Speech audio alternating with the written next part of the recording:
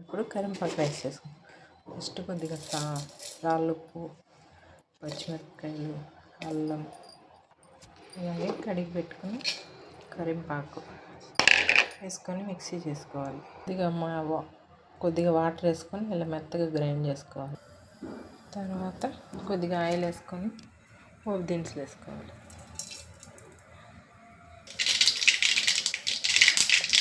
తర్వాత పచ్చిమిరపప్పు, శనక్కాయ పప్పులు కూడా వేసుకోవచ్చండి, ఆప్షనల్. కొద్దిగా పసుపు. తర్వాత మనం మిక్సీ పట్టుకున్న మిశ్రమాన్ని వేసేసేయాలి. ఇలా ఆయిల్ వదిలే వరకు బాగా వేయించుకోవాలి. పిల్లలు మామూలుగా కరివేపాకు తినరు కదండి, ఇలా చేసి పెడితే హెల్త్కి చాలా మంచిది. అలాగే లంచ్ బాక్స్లో కూడా ఈజీగా ఉంటుంది. ఇప్పుడు ఇలా రైస్ వేసుకొనేసి చూడండి ఎంత కలర్ఫుల్గా ఉంది కరివేపాకు రైస్. పిల్లలకి లంచ్ బాక్స్లో పెట్టడానికి ఈజీ అండ్ హెల్తీ రెసిపీ. టేస్టీగా కూడా ఉంటుంది. అందరూ ట్రై చేయండి. Thank you.